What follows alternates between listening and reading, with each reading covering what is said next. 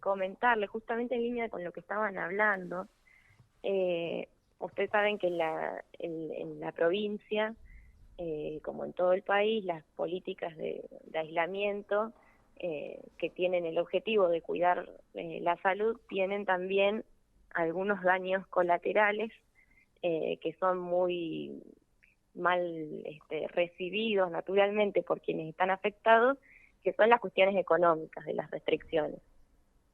En particular en Río Gallegos hay una presión muy fuerte por no ir hacia atrás con el tema de las habilitaciones comerciales, pero al mismo tiempo hay un fuerte, digamos, los casos de coronavirus lejos están de apaciguarse, sino que cada vez son más y es muy difícil de contener la situación.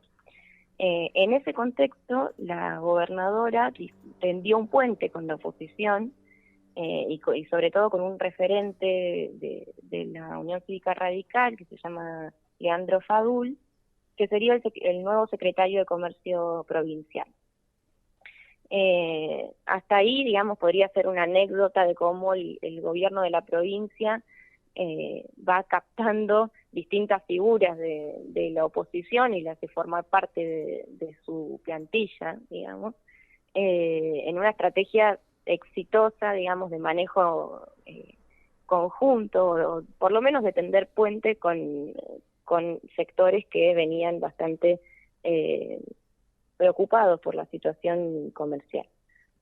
Pero esto no quedó acá. Algunos sectores, algunas autoridades de la Unión Cívica Radical solicitaron la expulsión del partido de Leandro Fadul.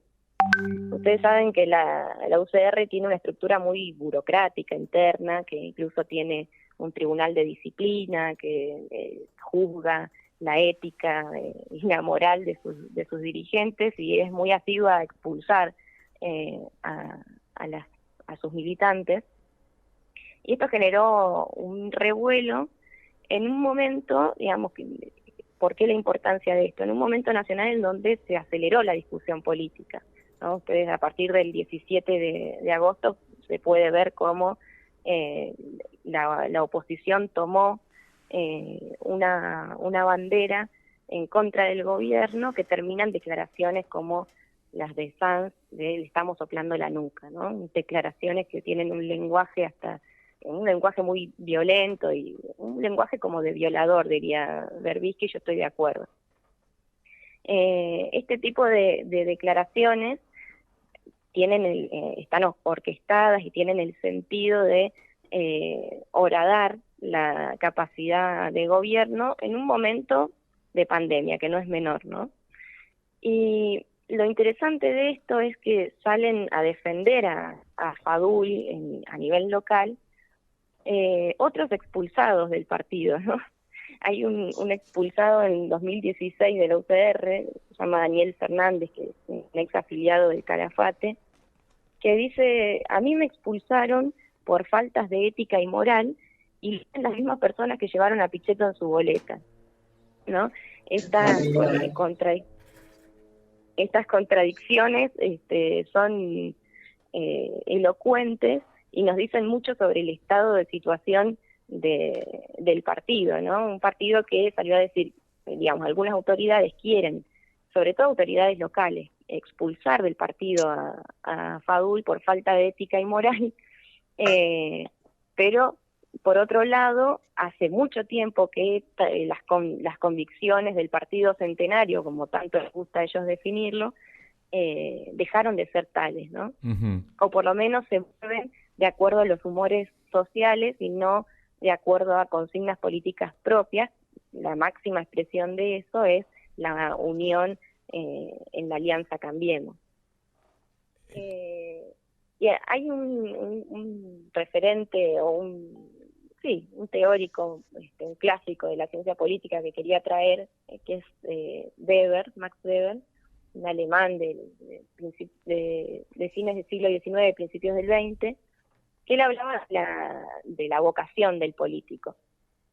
Y decía que, bueno, el político tiene que siempre surfear entre la pasión y la mesura. ¿no? Tener siempre la convicción de las ideas, pero ser mesurado en la acción. Últimamente los dirigentes de la UCR están teniendo declaraciones que son totalmente desmesuradas y también falta de convicción, ¿no? Lo cual hace un combo que degrada la figura política de estos referentes. Y por otro lado hablaba de la ética de la convicción y la ética de la responsabilidad, ¿no? Como a veces ocupando cargos y funciones públicas, la ética de la responsabilidad muchas veces es mal vista o poco comprendida por el común de la sociedad, justamente porque no se están analizando, no se están viendo las mismas cosas que desde una función pública uno puede ver con más claridad. Entonces, la ética de la responsabilidad muchas veces está muy reñida con la ética de la convicción. Algunos políticos quisieran decir algunas cosas y hacer algunas otras cosas, pero responsablemente deben hacer otras, ¿no? El mayor ejemplo puede ser las medidas de aislamiento. La ética de la responsabilidad es cuidar la salud de quienes de otra manera no podrían hacerlo, porque escuchaba recién el debate que tenían. Sí. Cuando uno o dos, digamos, la conciencia no es una pastilla que se toma y se adquiere de un día para el otro, ¿no? Entonces, cuando uno o dos no respetan esa medida, que aún con políticas de aislamiento no las respetan mucho, sí. Hace muy complicado para el que realmente necesita cuidarse, y se hace muy injusto también. Entonces necesariamente tiene que actuar el Estado con una ética de la responsabilidad. Ahora bien, el radicalismo no está mostrando ni ética de la responsabilidad, porque en el medio de una pandemia acelera la discusión opositora en términos electorales, ¿no? Cuando se plantea, le estamos soplando la nuca al gobierno, este gobierno no llega, no hay elecciones, dice Duhalde no es radical, pero que aporta también a este menjunje. Sí. Y, no le des a Duhalde al radicalismo, por favor. No, pero digo, toda esta confusión, que no es ninguna confusión, es toda una orquesta armada para horadar al gobierno, y por otro lado no se demuestra ninguna ética de la convicción, porque se predica con valores y con convicciones que después se reflejan en el apoyo de una boleta con un referente del peronismo como Pichetto, ¿no? Claro, Groucho, ¿no? Groucho Marx, estos son mis principios, si no les gusta, tengo otros. Tengo estos otros, claro. Exactamente, sí, es cierto eso, y digamos, es como se da vuelta por la cuestión de los cargos, es muy marcado en la política en general. Sí, sobre todo por la responsabilidad que les cabe, porque una cosa es un ciudadano de a pie que no cumpla, y otra cosa es un funcionario que incluso, y esto tal vez también de vuelta le doy el pie a Luis capaz, pero incluso percibe un sueldo del Estado y no está cumpliendo con esa norma. Sí, y más allá de la cuestión de la pandemia, el hecho de tomar cargos en la función, está bien, la política es la aspiración por el poder del Estado, eso no es ninguna novedad, pero estar constantemente al salto del cargo y de la conveniencia, ¿no? Para el caso de los militantes del radicalismo, estaría siendo mal visto. Ahora, toda la estructura y toda la alianza que se hace desde el radicalismo con el macrismo es también un salto de conveniencia. Entonces, desde hace mucho tiempo que el radicalismo perdió por lo menos desde mi punto de vista, la convicción de esos valores que está pregonando, ¿no? Y hoy carece de referencia. Hoy la referencia es un circo sin dueño, ¿no? O mejor dicho, sí tiene dueño, pero no forma parte del radicalismo, ¿no? La está viendo desde Europa. Claro. No vamos a decir quién es, pero está comiendo baguette. Claro. Jugando al fútbol. Claro, no. Jugando al fútbol con el Cucho Cambiaso, ¿viste? En Suiza. Quien pudiera. Sí.